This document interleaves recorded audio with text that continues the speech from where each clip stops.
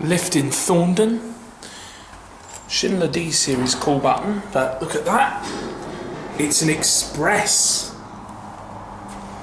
Now we've just got to wait for it. I like this light up sign here. It's very nice. I tried to film this lift once a few years ago, but it was broken at the time. So hopefully, well, it appears to be working today. I've seen some other people use it. It's fairly sizable for a little office building like this. Let's go. Appears that the buttons don't light up inside. And original indicator. So that would suggest that this lift actually has its original logic, but just has new buttons.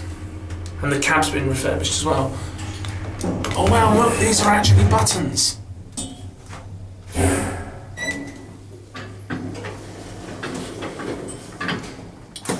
Oh, no, the ground floor button does light up.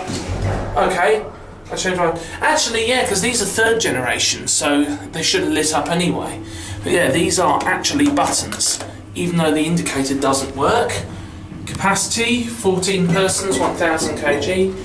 Green D-series fixtures, which I must say complement the rather green cab, I must say. I believe this is traction. Yeah, it is. It's definitely traction, even though it's not... I mean, it looks like it's slow, but actually there's quite a big gap between the floors. And because the floor indicator doesn't work, you don't really get a feel for how it's going. Now, I think this lift, if I'm right in saying, has a peak up setting on it, so it always sits with the doors open. I think I remember that from before. So it will just sit here.